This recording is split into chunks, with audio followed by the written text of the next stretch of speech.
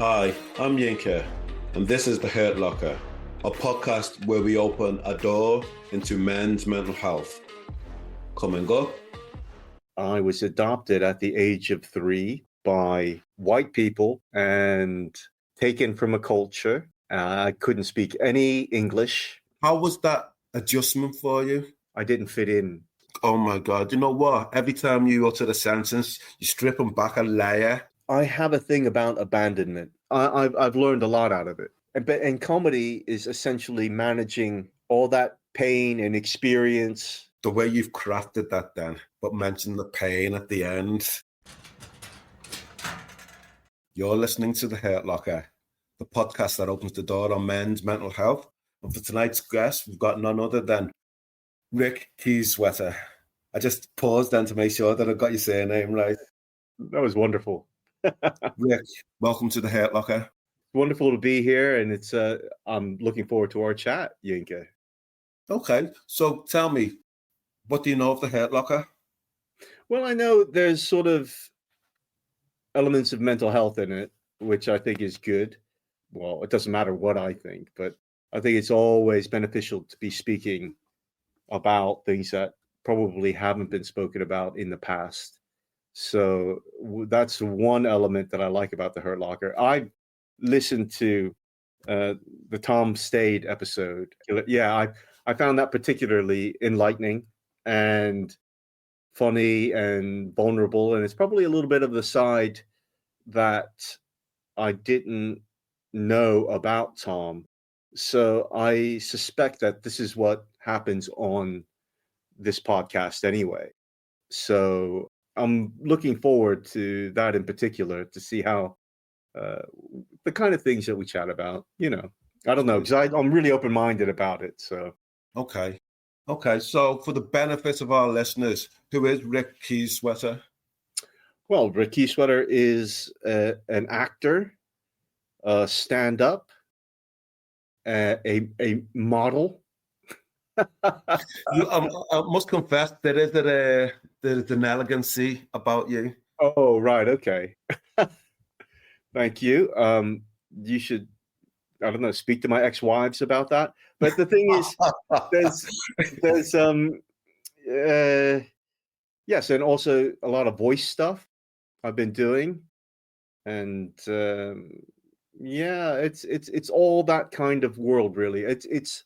I view myself pretty much as an artist, so that's the way I view it. I wouldn't consider myself to be a particularly astute or funny stand-up. It's one of the things that I do, and it's a part of who I am, and it's opened doors to many things, including just finding out a bit more about myself, because it goes a lot deeper than just standing on a stage and slinging jokes, setups, and punch. So yeah, that's who I am. Okay, so let's quickly dive in then. Where were you born? What was your upbringing like? I was born in Okayama, Japan, and I was adopted at the age of 3 by a German man, German American, and an Italian American woman.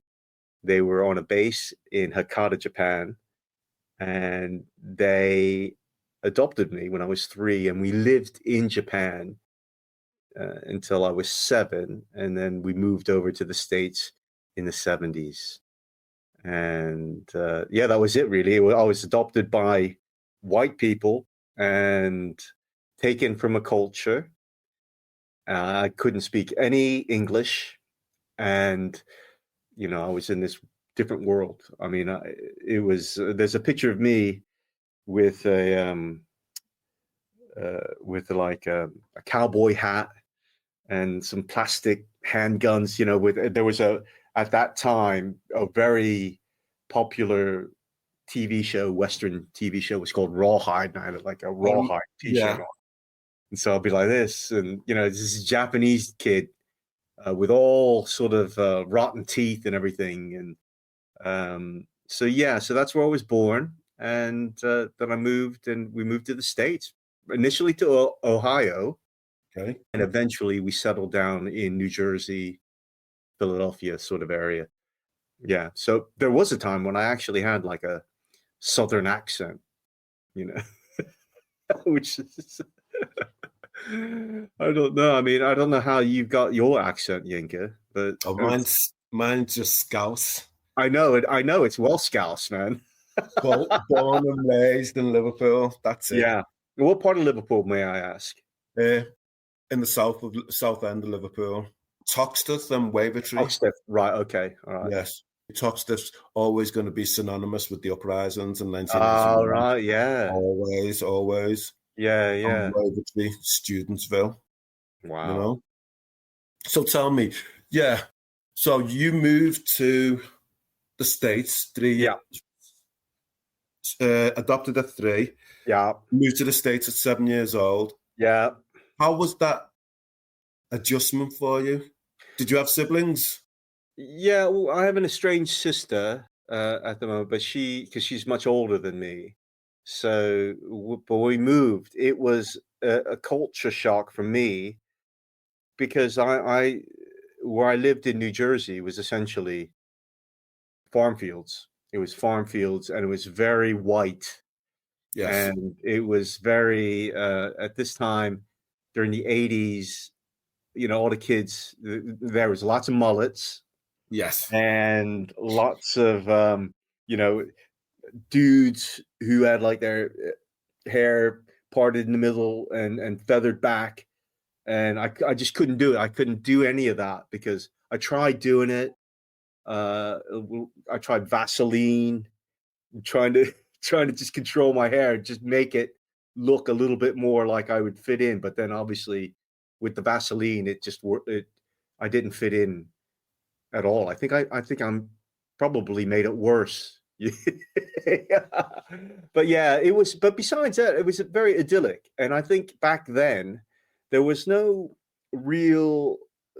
internet, and so my parents just said, "Like, you're one of us now, and that's it." So I find that because there was nothing about transracial adoption at the time, Absolutely. there was nothing, and so they were dealing with a lot as well, and they really did the best they could with that, and because they couldn't, there was no books on it, there was nothing, you know, there was no you know, you couldn't go to the bookstore and read some poems by Lem Cisse, you know, and figure out what it was like to be different or abandoned in that way, you know. So it was challenging, but you know, it has it. I've learned a lot out of it. How would you describe your heritage then? My heritage, I would describe it as Japanese. Okay. It is racially, it's Japanese. It's Asian. I'm very proud to be Asian, but it's one of those things nowadays, Yinka, where we're global. Absolutely. And I find that this is the next step. I believe that we're just global now, and because I'm both a British citizen and a U.S. citizen, so. Okay. It's on that level. I'm Asian, I'm a bit British. And in fact, you know, being a dual citizen, you sort of like, you do have that sort of split personality in a way. And yeah, so it's all those things, but I'm definitely Asian. I mean, sometimes I remember somebody coming up to me and said, you know, Rick, why do you talk about being Asian? And it's like, well, look at me. I mean, it's not something that I can just not address. It doesn't mean that I'm going to talk about that all the time, which I don't. Yes. But I just think that it's, yeah, I mean, it's who I am. It's who I am. But that's why I try to do other things. Like every year I do Yellow Christmas, which is the top East Asian acts who are based in the UK or So before we had Rialina, and we've had Phil Wang, and Erica Ela. We have all. But the thing about that is that, going back to the thing I was saying earlier, Yinka, was that it's global. These stories are global, right? So what happens is, when people get on stage and they're the same race, what happens is that falls away, and people can concentrate on their stories and what's made them. And because there's a lot of BBC, British born Chinese now, Yes. there's a lot of mixed race. Yes. It's changing so quickly. And oh my gosh, I'm so grateful for it. The fact that you said that, was growing up a lonely period in your life in terms of who you were, your identity, that sense of belonging? Yeah, of course it was. Because you had an additional lens of growing up, and all of that. But, and also being in a small town, and I had to like cycle, ride my bicycle for like 5 miles to get a pint of milk. I mean, it was out in the middle of nowhere. It was like a farm, across from farm fields. And but also during that time, I actually did a lot of drawing, and just inside, and because there was no computers as well, there was nothing. You see, you had to create your own world, much like a lot of the filmmakers in the past had to do these things, because they just normally, that's what they did. So that's when I started developing that storytelling. I mean, we didn't even have that idea of storytelling, back then. It was just like things to amuse myself, and to sort of like, yeah. So I would create cartoons and all that kind of stuff. And then later on, I would, start to write a little bit more. Okay. Yeah. Did you experience racism? Not that I knew of. The reason why I'm asking that is because you're plonked 5 miles to go and get a pint of milk. Yeah. Yeah. It's going to be predominantly white. Yeah. You'll attend school, no doubt that's going to be predominantly white. Yeah. Yeah. You're probably going to be the only person of color in that school. That's right. That's right. I mean, I joke about it, but when you go to a place like that, literally you're just lumped in with the people who are different. And in high school, it was me, Chocolate Tony, and a kid with an eye patch. And Chocolate Tony wasn't even black. The kid just liked chocolate. This is the kind of thing that how straight this place was. Yes. But the thing is, I didn't really recognize it. It was like one of those. It was so interesting in a way, because I had no tools to deal with any of this. Like, I was living with my nephew had to come and live with us, because out of my sister had a tumultuous relationship, and so she ended up living with us, and she had her children. Okay. And he was very young, and I was 12, and he was about, I don't know, 5, and she's not Asian, I'm the only one that's adopted. And he looked at me and he just said, "Ricky, when am I going to grow up to look like you?"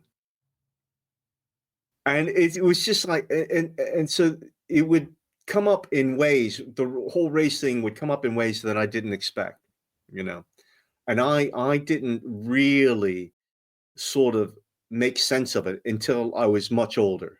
And also I found that it was different, because I found that Britain at the time when I moved out, because I moved here in the 90s, I found that Britain was much more racist than America.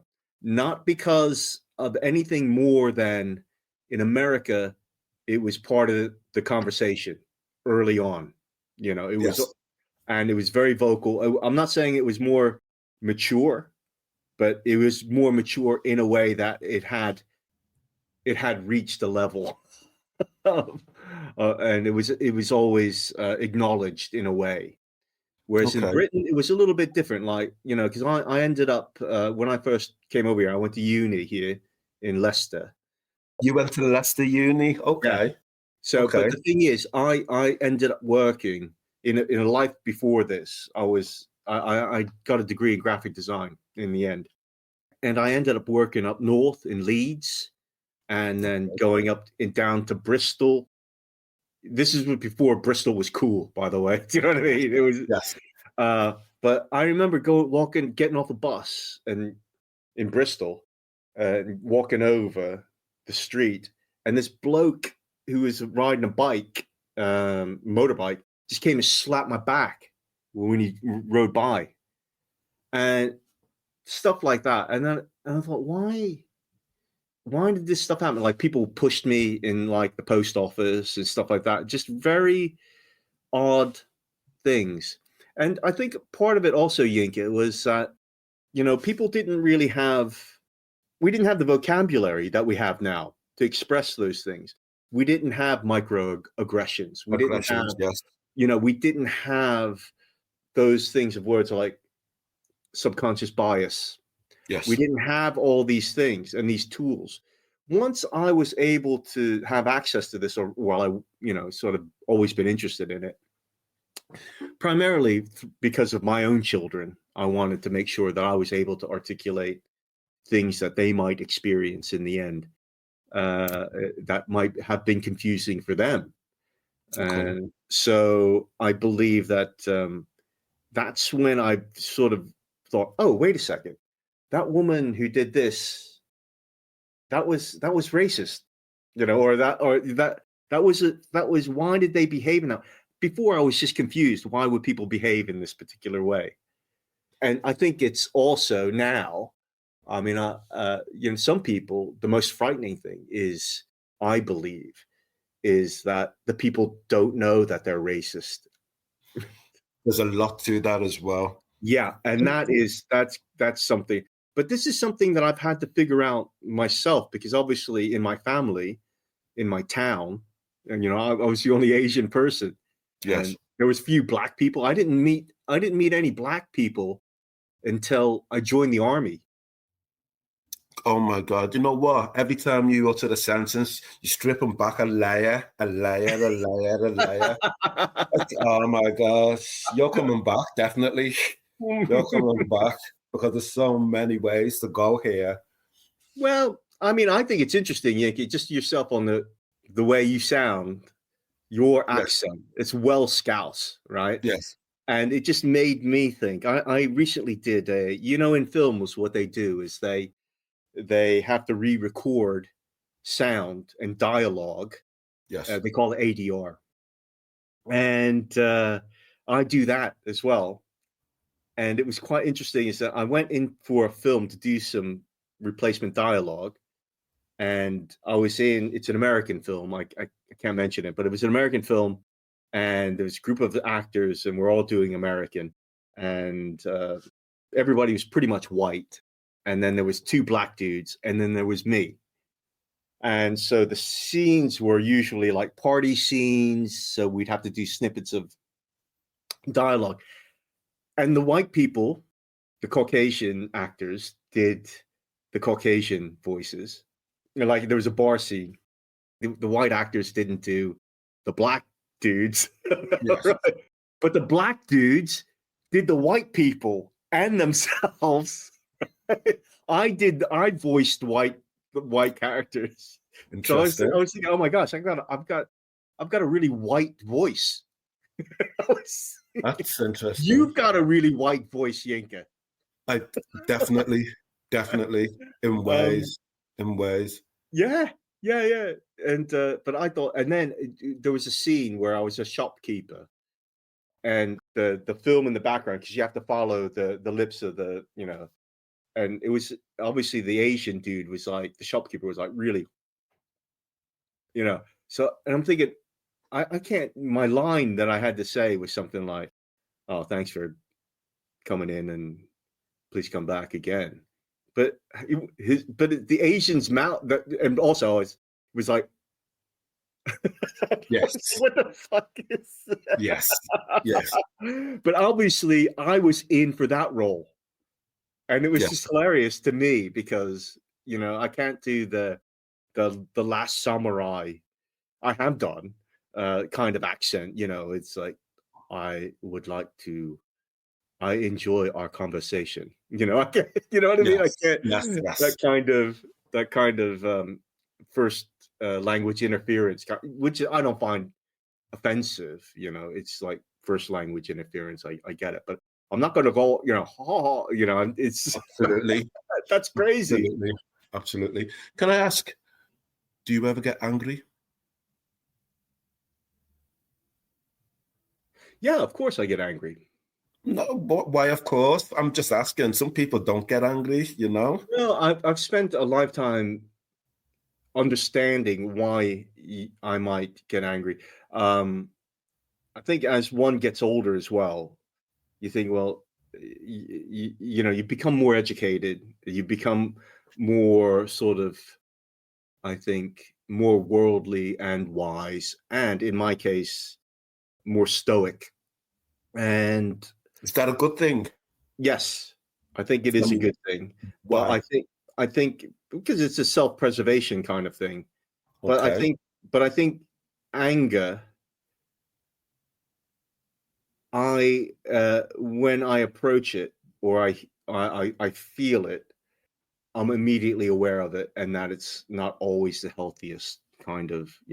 Certainly it doesn't manifest itself in a physical way very often. What happens is, I mean, like I am in a situation whereby, like a lot of people in London, their neighbors are critical, because I have people upstairs, people downstairs. And sometimes that can actually make me, I think, oh, well, it's London and it's this. But when it becomes something like about consideration or Yes. not, um, or being more sort of aware Yes.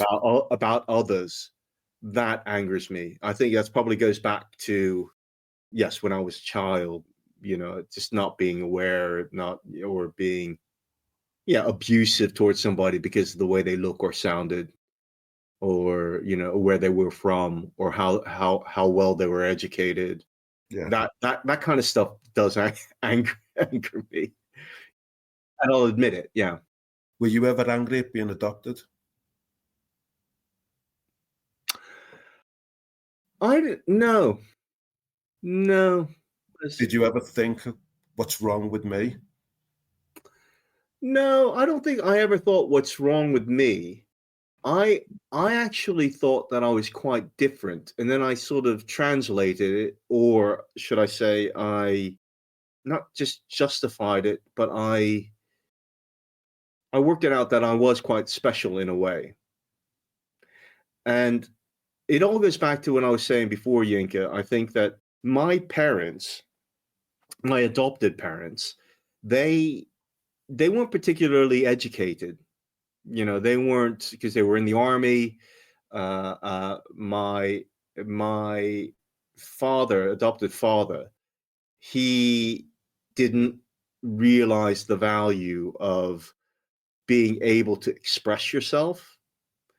And Okay. yeah, and Okay. but if he could, he would have done it. But he just wasn't from that world. He'd come from a broken family, all kinds of a very troubled and traumatized past, and he did the best he could. But if you were able to, you know, articulate it now, I think that it's easier. That's how I don't think that I didn't feel. Also, the thing was, in hindsight, it's much easier to understand. Like, for example, he fought in Vietnam, so he had PTSD. Absolutely. So Yeah. I just thought, oh, why did he just chuck that donut? Because Yeah. why? Or why did he not speak to mom for like 2 weeks because the one sock wasn't washed or something like that? And it's just like, and as you grow older, you realize there's relationships and things like that. But I never felt. I thought that actually they were trailblazers, man. They just didn't Absolutely. know. They didn't know. They didn't. They, their part of it was, here's a child. He needs a home. We can't have a child anymore. Let's do this. And it's just like, some things can be simple like that.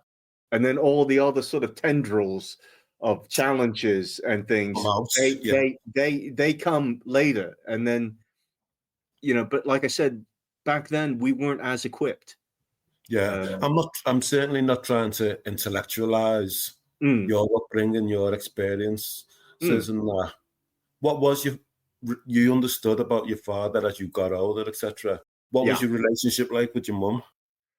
With your adoptive mum? She was a typical Italian American mom. I mean, that's why I'm 5'11", because she fed the heck out of me. I mean, honest, she was the food mom. It was pasta. It was and also because we didn't come from a privileged background. She would do things with like minced meat and like meatloaf, and she would just put. I don't know how she did it, right? But she did it. She did it, and I just really respected her for that. Even during that time, she would make homemade pasta. It'd be strewn all over the kitchen, and we just like literally snort it because it was just so wonderful. Tim's just put in the chat. Tell me what you got for breakfast. I made, because I'm not an epicure. But now and then I like to treat myself to stuff. When I was in the army, they had this thing. If you look in, it's called SOS, which is same old shit, and it's essentially mincemeat made into a gravy. And in the States, it's like a cream gravy, and you put it on biscuits, and you just eat it, and it's great. And I have like fried eggs with it, and that's what I did. If you know about Band of Brothers. I love Band of Brothers. That song. You know that? Oh, sorry. Series. I thought you were talking about the series. Yeah, the series. Yeah, there's the one scene where they're having breakfast and the guy slops on some stuff, and that is SOS, and that's like from the 40s. That's what I had for breakfast. Now and then, I can't eat. I don't eat like tons of that kind of stuff anymore, but now and then I kind of like sneak one in. What's that? Is that like comfort food for you? It is comfort food. And it reminds me of the States. But the really good stuff is you can get in New York and in Miami and stuff. And it's just the biscuits. And then they put the gravy on, and then you get like grits. And I do miss American food. Okay. Yeah. Tell me about, I want to move on to America and also about the army and that, but did you feel love growing up as a child? Do you know what love is? I'm only asking that because you've been divorced a few times. Oh, yeah. I think, there is that element though, Yinka, that, people, it takes a while to understand what love is about, and sometimes people think that, you'll hear some opinions that it's about duty, it's about loyalty, it's about compromise. It is all about those things. And I think that overall, I would say, yes, whilst growing up, I did feel loved. I mean, there is no doubt about it. It still meant that I had to escape from that small town. Yes. But I think also there's an element of, I took a 21 and me DNA test, and in that test they have actual DNA that's linked to particular characteristics. So for example, that a bitter taste, or you don't like that, or your hairline the way it is. And then also there was one part of it that said that in my case you would always be in tune, that you had a really good ear, and all this kind of stuff, which is all true. And that ties in with your creativity, doesn't it? Well, it just doesn't tie in that. It tied in with an epiphany more so, in as much as we're talking about feeling loved in my adopted family. It was because later on I actually researched my biological mom. You took the words. Go on, continue. Yeah, and she. I mean, the bits of pieces. It's a longer story, but the bits and pieces of that was the fact that she was more of a showgirl. She was an entertainer. She, the two pictures that I have of her, or she's had like her hair is like all permed up, and she has this like lapdog and things like that. So I'm thinking that, my dad was a very straight accountant. My mom, my adopted mom, was very, very Italian American. She had her own troubles, and they had this child who was in me.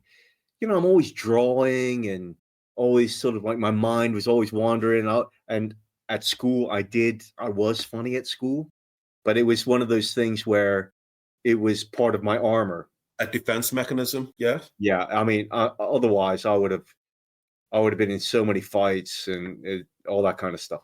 So that makes me think that yes, I was loved, but there's something literally in my DNA that knew that I wasn't that aspect of them, of that, they provided so much nurture, but at the end of the day, there is that element of nature that just sort of calls you. And I think that's what I sort of went and pursued eventually, even initially from graphic design and advertising into turning into an artist later on in life. It just, I think it's always been that way, Okay. So you joined the army at what age? My dad actually signed the papers when I was 17. So it was like 4 years. Signed the papers. You did 4 years. Yeah. I did 4 years, and that's when I met. Oh my gosh! It was just like the first time I met Black people. It was just like, what the? How was that for you? Well, it was just another world, man. It was another world because I'm from a small hometown in New Jersey. I mean, it's changed. Jersey, where I'm from now, has changed. It's all built up and everything like that. They still have the Indian names of streets and things where they decimated the tribes, the Native American. But yeah, it was just an education. The army was like my university, essentially. That's when I started to understand there's a bigger world out there, and part of that was meeting different people, not just Black people, just people with different education, just understanding there was people who had been. I mean, I couldn't really figure it out, but because I was only 18, but when I was doing this stuff, and I was from an army household, so this is like kind of what I was supposed to do, but I couldn't really figure out. Yeah, I didn't think about it too much. That's what I'm. But as soon as that happened, seeing all these different people, I thought, oh right, okay, yeah, that dude has had a bit of a fucked up time at home, just like my dad, or just like my mom or mom, whatever. And that's when I thought, that's when things started to get piecing together. Started then, really. I don't know if it would have happened at uni, because I was more of a mature student by that point. But yes. It was great. And then that's when I started traveling as well. That's when I went over to Germany, and I was in different parts of the US, meeting people, different cultures. Yeah, it was very formative. And I think that was probably the beginning of my journey of never coming back. And yeah. You mentioned, being divorced. How many times have you been married? Twice. Do you have any children? Yes, I have 2 older children. One is living in Washington, D.C. at the moment. She's married, and another one is living in Portugal. Is like works from home. surfs every day, and I've got a young son who is he's going to be 14 this year, actually. But my eldest children, they're because I used to live in Manchester. So Oh, wow. yeah, You've yeah, been all over. Oh my gosh. yeah. No, I was at Stretford End, you know. So yeah, well, so my knowledge about the UK is pretty broad, but that sort of like hinges back to how I was more aware of that there weren't that many Asian men who in Manchester that didn't work in a chippy or a takeaway, and so that's why I made it that's why I pursued them to go to take Taekwondo with Master Shin in Manchester, and yeah, because it was like, oh my god, it's pretty. It's like, here's an Asian dude, but he's not making fried rice. He's just like this Taekwondo master, as well respected in the UK. Absolutely. Did Olympian Jay Jones practice there? I don't know if Jade. I mean, this is after my time there, Okay. but she will have known Master Shin. He's an amazing. There's actually my son here is studying with Master Sammy now, and Master Sammy knows Master Shin and remembers my daughter, who had gotten a black belt actually out of it. So, Cool. But what's the relationship like with your children? Is it close? Yeah, I mean, I think with any of these sort of things, when you go and you split up, it's a bit fraught. I mean, it's not easy. And there was a point where I was in London and they were up in Manchester, and I was going up every other weekend to back up to Manchester, and finally bringing them down to London. And it was very difficult, especially initially during the breakup. I remember it for my son's 18th birthday. What I did is I'd saved all of the big rail tickets that they had back in the day. Yes, I saved them all, and it was a big stack of them, and I gave it to him for his birthday. And I said, "Look, this is what we did," So yeah, it was tough, and I never expected that, because obviously when you get married, you think this is it, this is what you do. Yes. And I still believe in that as a goal. I don't know if it's possible anymore because I'm older, and I'm thinking, oh, how old are you? No, I'm 60. You're looking good, mate. You're looking very good. Yeah, thank you. Yeah. Would you like to be in another? Are you in a relationship now? Yes, I do have a girlfriend now. Yeah, but I mean, it's for the longest period of time I didn't have one, like a serious relationship, and I think that's it goes back to I am not good at compromise, because once I'm trying to do something, I try to do it to the best of my ability, and that's. But I do realize I don't know, it's tougher. It's tougher, I reckon, because it's I just did a shoot recently with a Paralympic basketball player, and she told me that because I asked her, I asked Amy, what do you do for fun? And she said, I just do basketball. And to be good at something, and also you see, this is what I'm doing now is something that I can't believe that I'm actually, this is, I wouldn't say successful, but I can eat, Yes. and it's all these various forms of as a stand-up, you start and you have to irrigate loads of avenues of income. There's no way that you can just do it from stand-up. There's no way. Absolutely. And also, I'm not really a fan of, I mean, I like writing for a tour, but going on a tour for like 3 months, I don't know if I'd, Not your you know, gig. It's not your it's bag. not. It's I mean, interesting because we've spoken to a few comedians, and a lot of them talk about the monotony of being on tour, being in different hotels, yeah. etc., etc. And I'm wondering, in terms of thinking about some of the comedians we've had on, they talk about being on tour has impacted their mental health, and I'm wondering, has that ever been the case for you, or any time in your life? Um,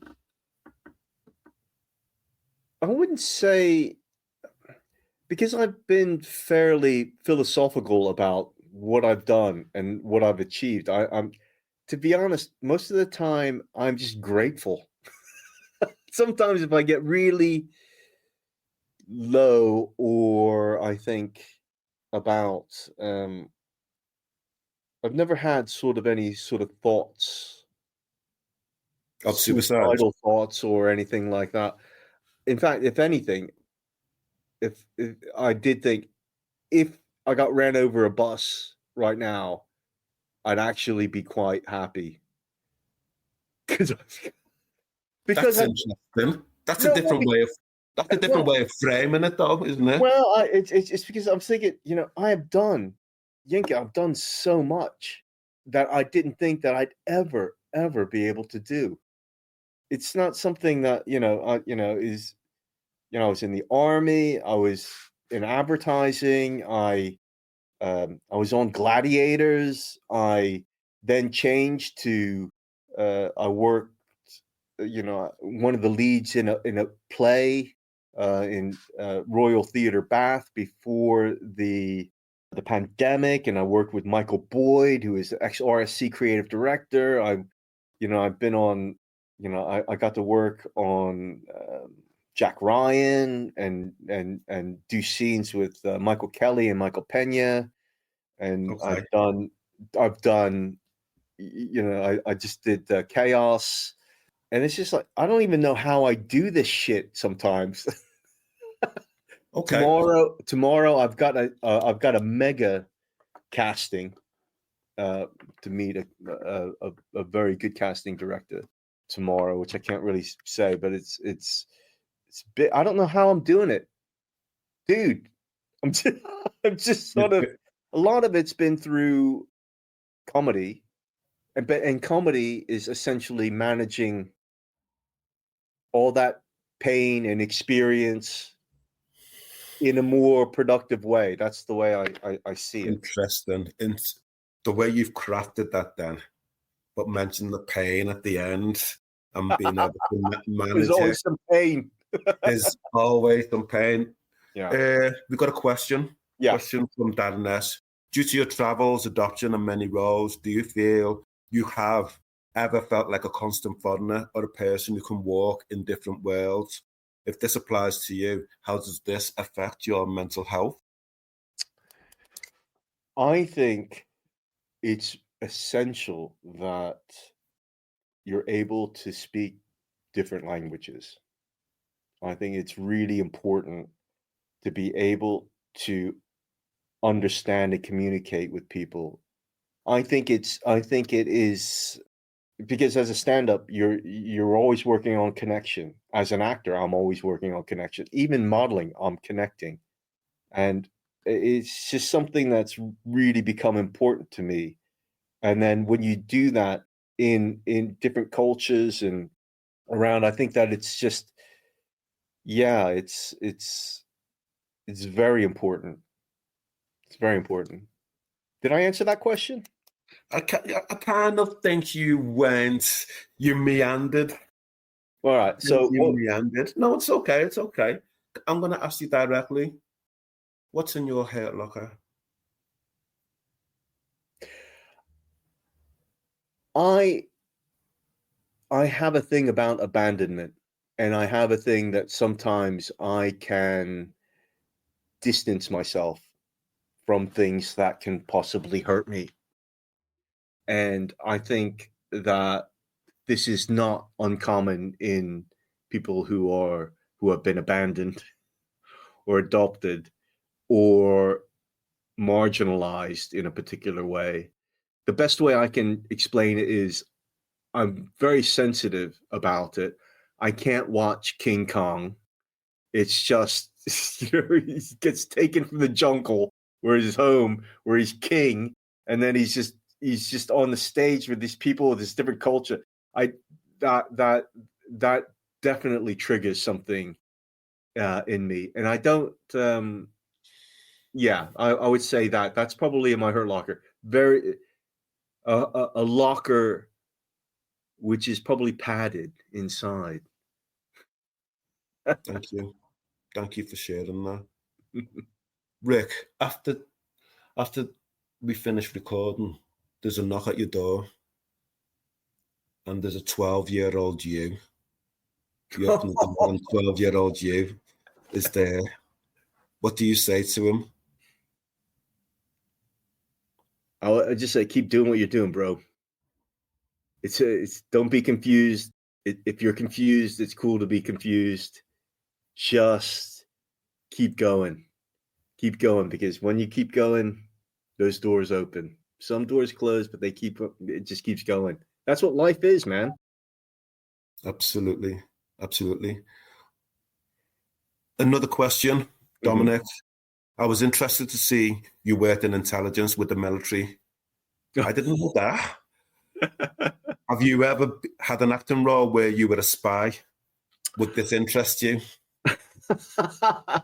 Well, bear in mind, who's just took over the James Bond franchise and all. Who did? Who's just took over it? They've Did they only choose? Amazon. Amazon have took over it, That's right.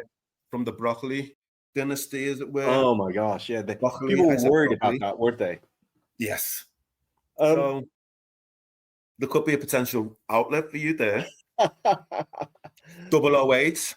008. No, I don't think that I'm like that. I mean, I think if anything, there was a role that was more. I don't know. I'd quite like to be a killer. I think I could do that. That would be interesting for me. Ooh, what type of killer? Well, I did. It's like Come anything. on, spill the beans. No, well, there was a pilot that was shot that I did, and it was essentially an assassin, and it's never going to come out. You're never going to see anything. I got one still from the frame. It was shot, and it was it's the poet of Kyoto, and it's essentially I play an old geezer, and there's shots of me with like loads of tats on the back, and I'm carving into bullets and things like that. And essentially, what it is, I kill people who are really bad, and then at the end of it, the last thing I do is I put out a recorder, and I record their last words, and I turn it into a poem. Wow. But I like roles like that, really. But also I like things like just really good dialogue. I think that's fascinating. I mean, it doesn't that I don't use, like, to answer the person's question. If it's something that I have to be a therapist, I go and I study being a therapist. If it's something that I've got to be a chef, I study being a chef, and then I look at things, and that's the way I do it. I don't really. There's no real. I mean, I'm not classically trained. I just go and I do things and don't mess up on set. That's kind of the way. That's kind of the way I do it. So I don't. So whoever I'm working with, they don't have to worry about anything.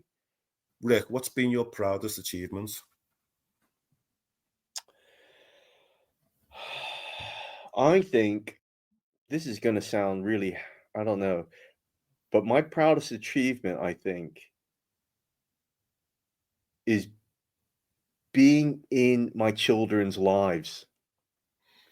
Because there's a point in there where obviously, fucking I'm off back to the States. I'm not, I can go back and have my SOS and have my biscuits and gravy and all that kind of stuff. And then I think it's unexpected.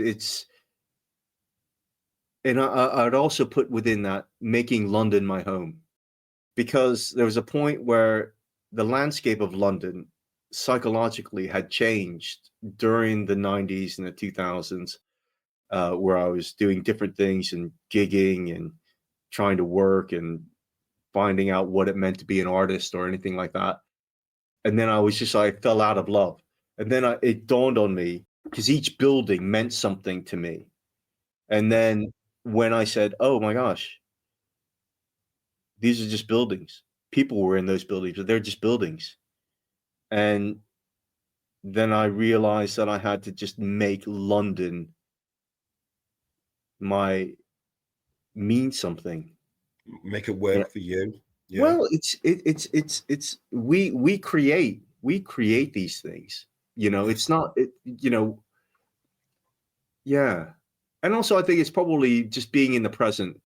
I mean, that's another big thing, but I think that I was most proud of keeping in touch with my children, keeping that connection, working hard on it when some people might have said I wasn't doing enough. And I just think that, and then the power and the knowledge to know that you make it what it is. Absolutely. Yeah. Who's the most important person in your life? You can only pick one person. Oh.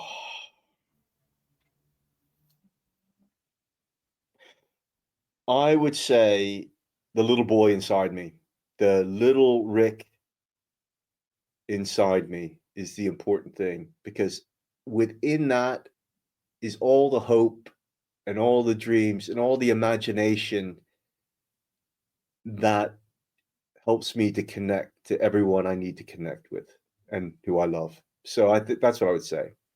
That little... I've never had that response before, and I'm not going to edit it. I'm not going to edit it at all. I agree with you. If you had to sacrifice something, and don't say a human being or a lamb, what would it be? If I had to sacrifice something, I don't like stuff. I wouldn't mind living in a van. Okay. If I had to sacrifice things, I mean, what I wouldn't sacrifice is like a pen and a paper. I mean, but everything else wouldn't bother me. I'd find a way around it. I'd find new things. It'd force me. Yeah. I don't need that many possessions. Possessions just generally. No, not really. Rick Kiesewetter, thank you for being a guest on The Hurt Locker. And we would certainly love to have you back again. Thank you, Yinka. Well, we both have white voices, so... Why not?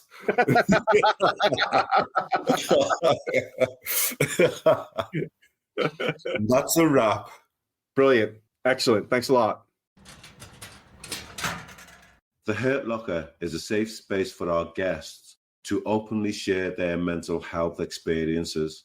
If you have been affected by any of the content in this recording, then please reach out for support. If it is an emergency, dial 999. If you would like to talk to somebody today, then please call the Samaritans on 116-123. Stay safe. Thanks for listening to this episode of The Hurt Locker. Please give us a rating or share with another listener. You can also follow us on Instagram and Facebook at The Hurt Locker Pod.